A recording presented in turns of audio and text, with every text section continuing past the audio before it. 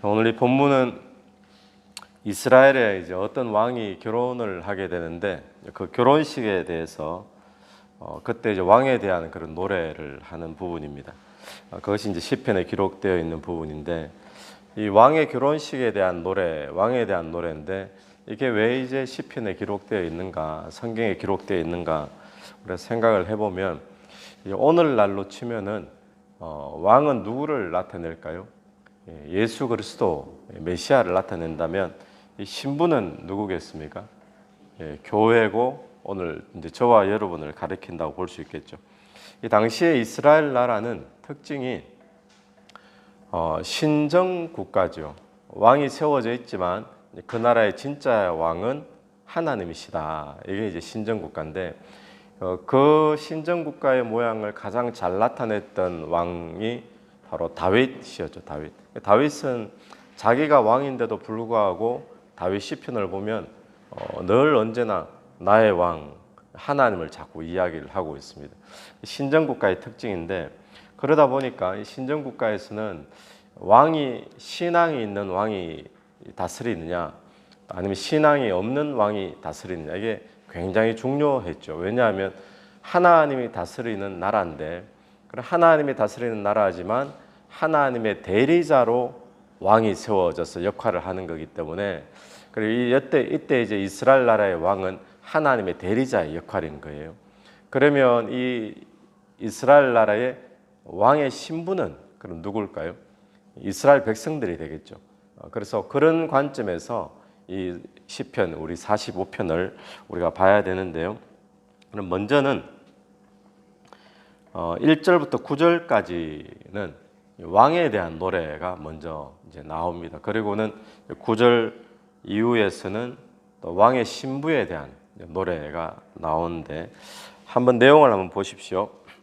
1절 말씀 보면 내 마음이 좋은 말로 왕을 위하여 지은 것을 말하리니 내 혀는 글솜씨가 뛰어난 서기관의 붓끝과 같도다. 지금 이제 1절을 보면 자기가 글솜씨 좋다는 거 자랑하는 것처럼 이제 보여질 수 있는데 이 표현이 자기가 지금 왕에 대해서 노래를 하려니까 할 말이 넘친다는 거예요. 할 말이 넘치고 할 표현이 넘치고 그러니까 마치 어떤 것과 비슷한가 하면 누구를 칭찬하려고 하니까 그 사람에 대한 미담이 좋은 이야기가 너무 많아가지고 할 말이 넘친다, 표현이 넘친다 그런 식의 이야기입니다. 왕에 대해서 찬양을 하는 거죠. 그래서 2절 말씀 왕은 사람들보다 아름다워 은혜를 입술에 머금으니 그러므로 하나님이 왕에게 영원한 복을 주시도다. 자, 어떤 왕을 지금 찬양하고 있는가 하면 2절 속에서는 입술에 은혜를 머금고 있는 그 왕을 지금 찬양하고 높이고 있습니다. 그러니까 왕의 특징이 아름다운 왕이다. 왕은 사람들보다 아름답다. 왜냐하면 그 입술에 은혜를 머금고 있기 때문에. 또 3절을 보면 용사여 칼을 허리에 차고 왕의 영화와 위엄을 입으소서. 동시에 용맹하고 강한 그런 왕을 지금 찬양하고 있죠. 또 4절 왕은 진리와 온유와 공의를 위하여 왕의 위엄을 세우시고 병거에 오르소서. 왕의 오른손이 왕에게 놀라운 일을 가르치리라. 진리, 온유, 공의 이렇게 나오는데 하나의 성품의 모습이죠. 그래서 이 왕이 이런 성품을 기초로 해서 나라를 다스리소서. 지금 이런 말이 다스리소서. 그리고는 병거에 오르소서. 왕의 오른손이 놀라운 일을 하는데 5절 왕의 화살은 날카로워 왕의 원수의 염통을 뚫으니 만민이 왕의 앞에 엎드러지는도다. 왕을 대적할 자 누구도 없다는 거예요. 천하무적이라는 이야기죠. 그럼 마치 사단의 권세가 언제나 예수 그리스도 앞에 파할 수밖에 없는 그런 모습을 지금 이야기합니다. 그리고 6절에는 주의 하나님이여 주의 보좌는 영원하며 주의 나라의 규는 공평한 규이다. 7절 왕은 정의를 사랑하고 악을 미워하시니 정의를 사랑하고 악을 미워하는 왕. 자 그러면 지금 이제 나와 있는 왕을 찬양하는 이 내용들을 보면 마치 누구를 나타내죠? 왕이 예수 그리스도의 모습을 그대로 나타내죠. 하나님의 성품을 그대로 나타내고 있습니다. 그러니까 주님이 나라를 통치하실 때 어떻게 통치하느냐, 하나님의 나라를 다스리시고 이 세상 나라를 주님이 다스리실 때 어떤 모양으로 다스리느냐, 그 모양이 지금 오늘 이 앞부분 본문 속에 그대로 나타나고 있죠. 입술에는 뭐를 머금고요? 은혜를 머금고 다스리시고, 또 진리와 온유와 공의로 다스리시고, 그러면서 다른 한편으로는 용맹하고 강하고 그 어떤 존재도 예수 그리스도를 대적할 수 없고, 또 사단의 권세를 염통을 찔러 뚫듯이 사단의 권세를 깨트리는 그런 왕이 예수 그리스도이신 줄로 믿습니다. 주님이 이렇게 다스리신다는 거예요. 그런데 이 메시아의 성품을 왕에게 그대로 지금 나타나 있는 사람이 누구로 지금 보는가 하면 이 이스라엘의 왕으로 보는 거예요. 지금 이스라엘, 지금 이제 이 시편의 찬양을 하는, 노래를 하는 이 누구를 지금 노래하고 있죠? 시편 기자가 노래하는 것은 하나님을 찬양하는 것이 아니고 바로 하나님, 자기 눈앞에서 결혼식을 하고 있는 왕을 찬양하잖아요. 근데 이 왕의 성품이 하나님의 성품, 메시아의 성품 그대로를 가지고 지금 왕을 지금 찬양하고 높이고 있는 거예요. 왜냐하면 이 왕이, 이 나라에서 이 왕은 하나님의 대리자로 세워졌기 때문에, 그래서 하나님의 모습을, 메시아의 모습을 그대로 보여주고 있는 거죠. 그러면 이 왕을 우리가 한번 정리를 해보면 왕이 누구냐? 첫 번째는 예수 그리스도죠, 메시아죠. 두 번째는 이 왕이 누구를 상징합니까? 그냥 문자 그대로 이스라엘을 하나님의 대리자로 다스리고 있는 이스라엘의 왕, 그 자를 가르치죠.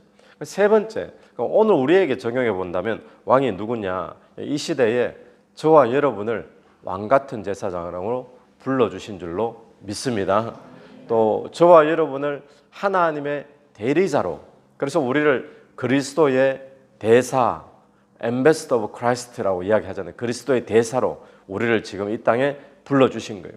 그래서 하나님이 지금도 이 땅을 다스리실 때 무엇으로 다스리시는가? 오늘 시편 앞부분에 나오는 이런 성품과 모양으로 다스리시는데 누구를 세워서 다스리시는가? 이스라엘의 왕을 세워서 다스리셨던 것처럼 오늘 이 시대에는 저와 여러분을 세워서 이렇게 다스려 주시는 줄로 믿습니다. 그래서 오늘 우리의 삶이 우리 삶에 한번 적용해 본다면 이 시대에 하나님의 왕 같은 제사장으로 우리가 부름받은 내가 그럼 어떻게 살아야 될 것이냐? 이 시대에 하나님의 그리스도의 대사로, 대리자로 부름받은 내가 그럼 이 땅에 어떻게 살아야 될 것이냐? 그 부분이 앞부분의 모양인 거예요. 어떻게 살아야 되죠? 우리 첫 부분에 보시면 2절 말씀에 입술에는 무엇이 있어야 된다고요? 은혜를 머금고, 입술에. 그래서 아름답다라고 지금 찬양을 하고 있죠.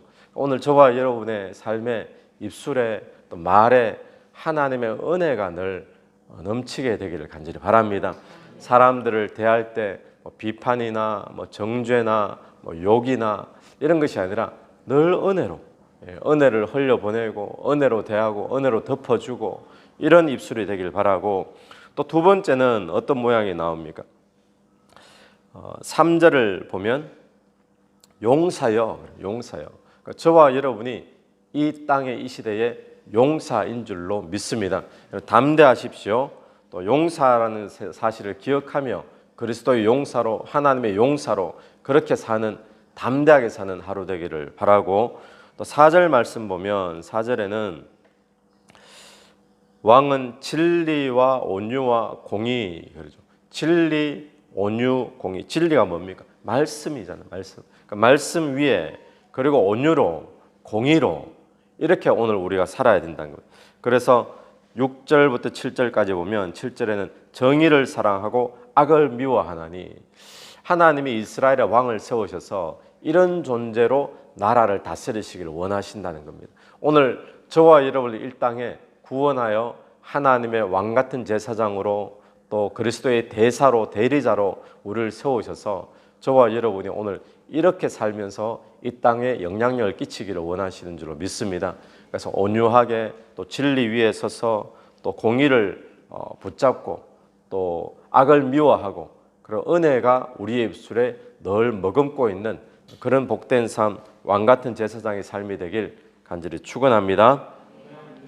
10절부터는 딸이여, 신부에 대한 이야기입니다. 신부를 노래하는데 딸이여 듣고 보고 귀를 기울일지어다. 내 백성과 내 아버지의 집을 뭐하라고요? 잊어버려라. 잊어버려라. 그러니까 신부로 이제는 왕의 신부가 되었으니까 왕의 신부 되기 이전에 아버지의 집, 아버지에서 살던 방식, 그때의 생각이나 가치관, 뭐 즐기던 것 이런 거를 이제는 잊어버려라. 미련 두지 말라라는 이야기죠. 마치 아브라함을 부르실 때 내 친척, 내 고향 친척 아비의 집을 떠나라 라고 그렇게 새 출발이 되는 것처럼 이 왕의 신부에게 지금 그 이야기를 하는 겁니다.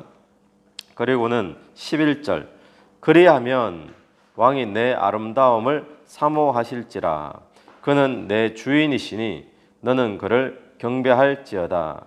자, 그렇게 이제 미련 두지 말고 과거는 옛사람을 벗어버리고 그럼 뭘 해야 되느냐? 그렇게 하면 왕이 너를 아름답게 여긴다. 귀하게 여긴다는 거죠. 그리고는 그는 내 주인이니 너는 그를 경배할지어다. 그리고 12절 두로에 따른 예물을 드리고 백성 중 부한 자도 내 얼굴을 보기를 원하리로다. 이게 무슨 뜻이겠습니까? 그러니까 세상으로부터 존귀받고 영광받을 존재다라는 것을 이야기하는 거죠. 신부가. 그래서 13절 왕에 따른 이제 신부죠. 왕에 따른 궁중에서 모든 영화를 누리니 그의 옷은 금으로 수놓았다. 여러분 오늘 우리가 하나님 앞에 왕 같은 제사장으로도 부름받았습니다. 근데 또 동시에 우리는 다른 표현으로 그리스도의 순결한 신부로도 부름받은 자죠. 또 이 신부의 모습을 또 우리의 삶에 한번 적용해 본다면 신부된 주의 백성으로서 해야 될 일이 뭐냐? 첫 번째는 옛사람을 벗어버려야 된다. 옛사람을 벗어버려라. 오늘 저와 여러분이 가지고 있는 아직까지 붙잡고 있는 옛사람의 모습, 또 세상적인 그런 모습들, 가치관, 문화, 즐기던 또 옛 습관들 이런 부분들을 벗어버려야 된다는 것. 두 번째는 뭐겠습니까? 두 번째는 11절 말씀처럼 신랑 대신 왕이 주인이다. 이제는 그분이 이제 내 주인이기 때문에 왕을 경배하라. 왕을 경배하라. 그렇게 하면 11절 보십시오. 그게 이제 왕으로부터 사랑받는 길이란 겁니다. 11절에 왕이 내 아름다움을 사모할지라. 또 12절도 보십시오. 두로에 따른 예물 드리고 백성 중 부한 자도 네 얼굴 보기를 원하노라. 그러니까 왕의 사랑받는 길, 또 그리스도로부터 또 하나님으로부터 우리가 존귀하게 여김 받는 길, 그게 뭐냐?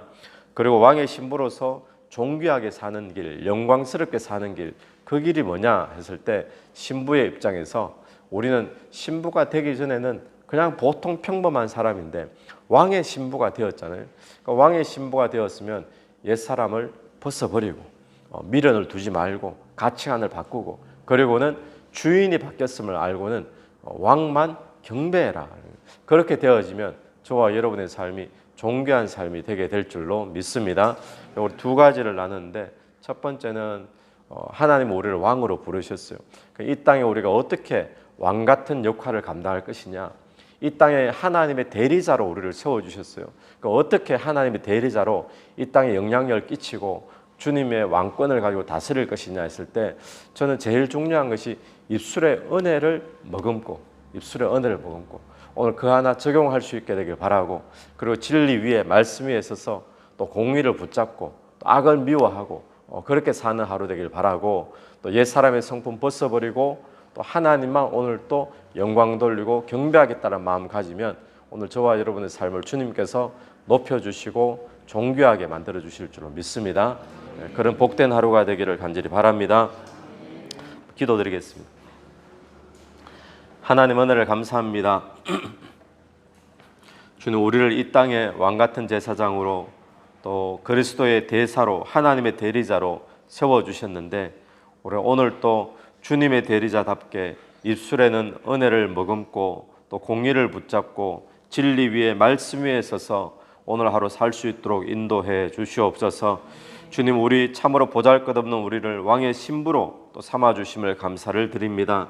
주님, 신부된 자로서 모든 옛사람의 모습들, 하나님이 기뻐하시지 않는 문화와 가치관들 바꿀 수 있도록, 버릴 수 있도록 도와주시옵소서. 오직 주님만 경배하며 주님만 영광 나타내는 그런 복된 삶이 되길 간절히 원합니다. 오늘 하루도 주님 승리하는 하루 되길 간절히 원하오며 예수님 이름으로 기도드립니다. 아멘. 오늘도 예수 이름으로 승리하시는 하루 되길 바랍니다.